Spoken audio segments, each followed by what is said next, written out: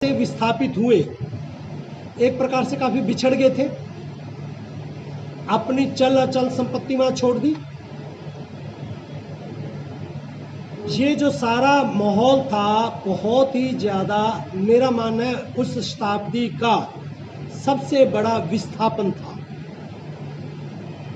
करोड़ों लोगों को अपने स्थान से, मूल स्थान से छोड़कर अपने देश और धर्म के लिए, क्योंकि उन्हें अपना धर्म भी प्यारा था और देश भी प्यारा था, और उन्होंने अपनी चल अचल, मतलब जो वहाँ पर जमीनें थी बहुत एकड़, घर थे, पशु थे, वो सब छोड़ दिए और छोड़कर खाली हाथ यहाँ आए। और ऐसा भी तय नहीं था भी किसको कहाँ रहना है, जहाँ जिसको मिल गई जगह, कोई पंजाब गया, राजस्थान गया, हरियाणा गया, कहीं पे भी। और एक बात मैं बताना चाहता हूँ, 15 अगस्त के समय जो आज का माहौल है बहुत ही ज़्यादा गर्मी और उमस वाला था और हैजा फैला हुआ था। रेलवे स्टेशन के पास कैंप भले ही थे, परंतु कैंप में कोई रहना जान जोखिम में डालना था।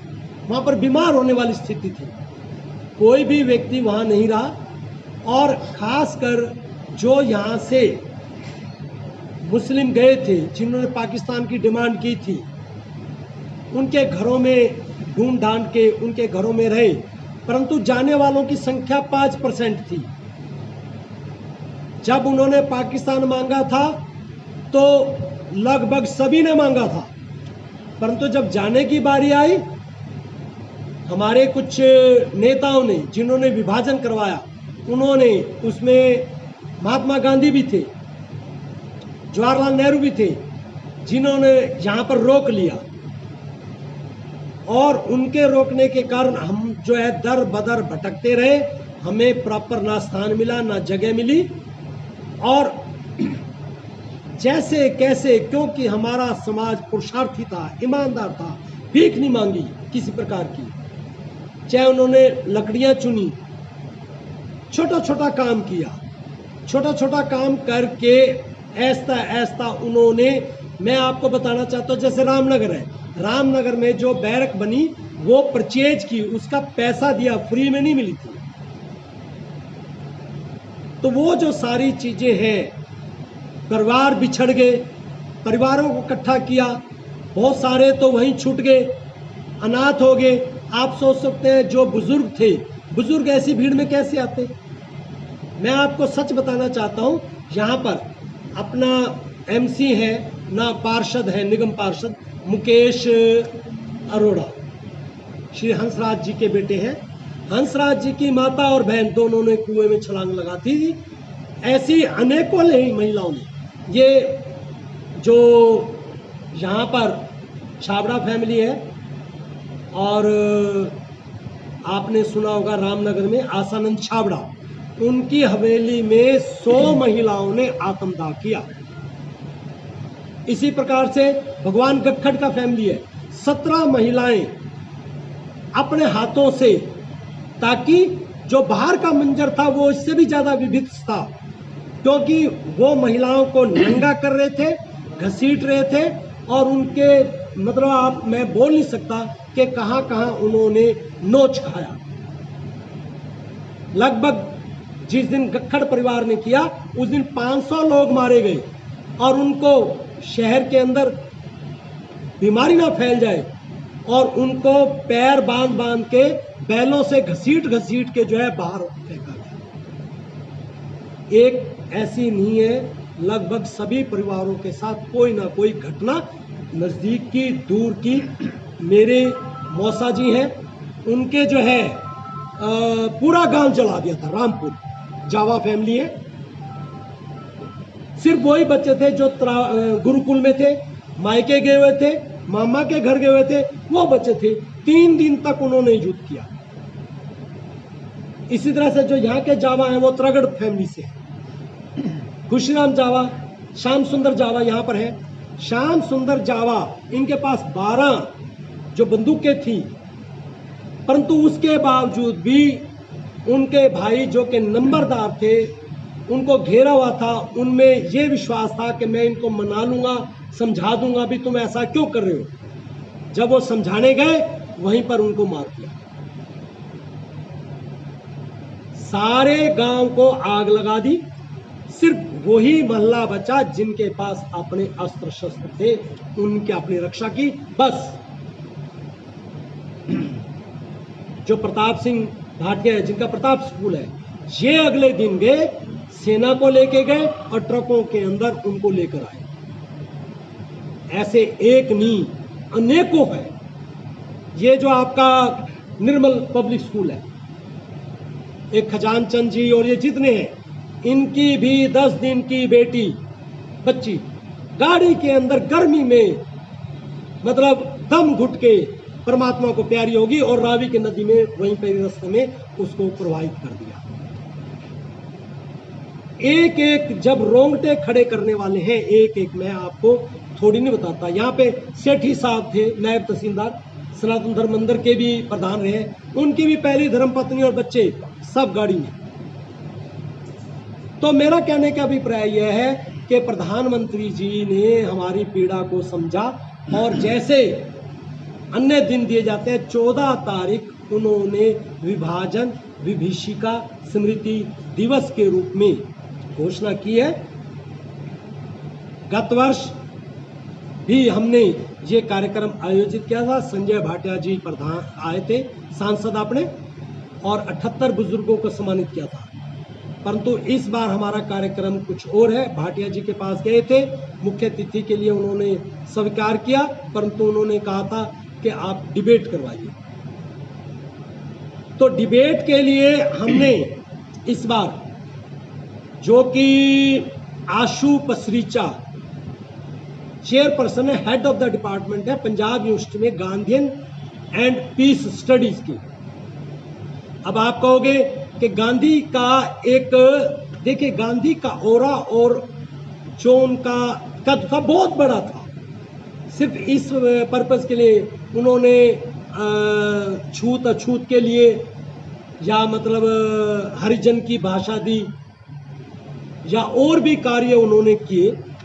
परंतु हम ये कहते हैं कि जब हमारे जख्मों के लिए, क्या हमारे कैंपों में गए गांधी साहब, गांधी जी, महात्मा गांधी, उन्होंने हमारे विस्थापित होने वालों के लिए क्या किया? हमने तो ये भी सुना है कि जो हमारे लोग आए थे दिल्ली के अंदर, वो एक मस्जिद में टिके हुए थे, परंतु आदेश आ गया सारी मस्जिदें खाली कर लो। सभी लोग गए बिरला हाउस में महात्मा गांधी के पास। भाई दिसंबर का महीना हम कहाँ जाएं?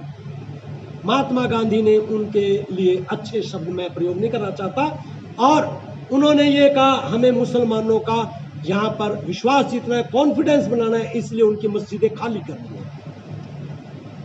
पर प्रश्न ये है, पहले तो उन्हें जाना चाहिए था, उन्हें रख लिया।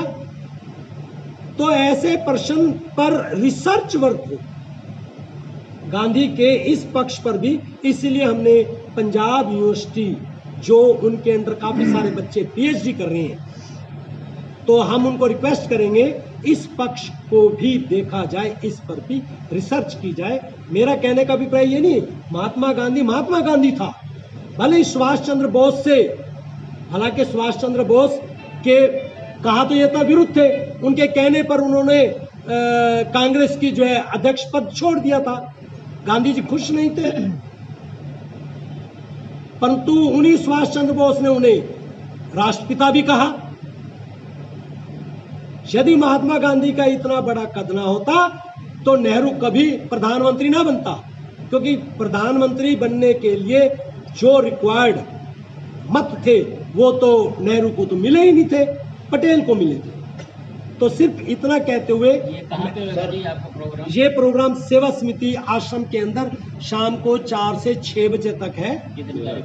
13 अगस्त को रविवार को हमने एक दिन पहले रखा है, पहले हम रख सकते हैं। तो मेरा आप सभी से विनम्र निवेदन है, 13 अगस्त रविवार को सेवा समिति आश्रम अर्जुन गेट करनाल में ज़्यादा से ज़्यादा संख्या में आए और अपने पूर्वजों को, बुजुर्गों को पुष्पांजलि दे, श्रद्धांजलि। सर, आजादी के 76 साल होने के बावजूद हाँ। आप देश के अंदर जो है सरकार द्वारा सारी सुविधाएं आपको दी गई, और उस समय जिस समय देश विभाजन हुआ था उस समय बाहर के लोग जो जब पाकिस्तान से लोग आए थे तो एक कपड़ों में, 1 मिनट पहले मेरी बात सुन लीजिए, एक कपड़ों में आए थे, और वहाँ पर यहाँ पर सरकार द्वारा सारी सुविधाएं जो हैं आपको प्रभावित की गई थी।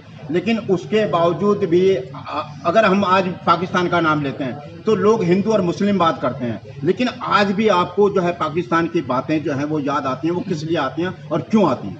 एक बात तो मैं बिल्कुल स्पष्ट कहना चाहूँगा, मेरा इस बात पर विरोध है कि हम कई बार हमें पाकिस्तानी भी कह देते हैं। हम अखंड भारत से आए थे, भारत से ही आए थे। भारत का एक हिस्से से दूसरे हिस्से में विस्थापन हुआ था, हमारा पाकिस्तान से ना लेना था। उस समय अखंड भारत का तो नाम था ही नहीं। अखंड भारत एक अखंड भारत ही कहेंगे, जो बटा नहीं हुआ वो अखंड भारत है। उस टाइम पाकिस्तान देखिए जो बटा नहीं है, बाद में बना। हाँ, वो बाद में बना। देखिए मेरा कहने का अभिप्राय है, अखंड भारत का मतलब है जो भारत के जो टुकड़े हुए हैं, चाहे पूर्वी पाकिस्तान जो कि आज बांग्लादेश है, चाहे पश्चिमी पाकिस्तान, परंतु किसी भी प्रकार से, मैंने पहले कहा, हम अपने देश के लिए हमने सब कुछ न्यौछावर किया, हमने छोड़ा। और एक बात मैं बता देना चाहता हूं, जो कैंप ही तो लगाए थे, इससे फालतू सरकार ने क्या किया था। पर कैंपों में हम रहे कब, उसमें तो हैजा फैल गया ना। तो आज के टाइम की वहां पर कितनी टॉयलेट बनाई, ये तो कंसेप्ट ही नहीं था भाई टॉयलेट बनानी है। और आपको पता होना चाहिए उस टाइम हैजा बहुत फैलता, बहुत तकनीकी उस समय हैजे की किसी प्रकार की। अच्छा, फिर जब गाड़ियों में लटक के आया, आपको नहीं पता कि जब गाड़ी चली वहां से, गाड़ी नंबर 3 स्पेशल, रास्ते में जितने पुल थे, अगर ऊपर सवारियां बैठी थी, डंडा अड़ा दिया, बेचारे सारे गिर गए थे। देखिए आप सोच सकते हैं उस टाइम जिस बच्चा अलग हो गया, बेटा अलग हो गया, गर्भवती महिला तो चढ़ ही नहीं पाई। ऐसी भी है जो 6-6 महीने बाद यहां पर लाई गई मिलिट्री द्वारा।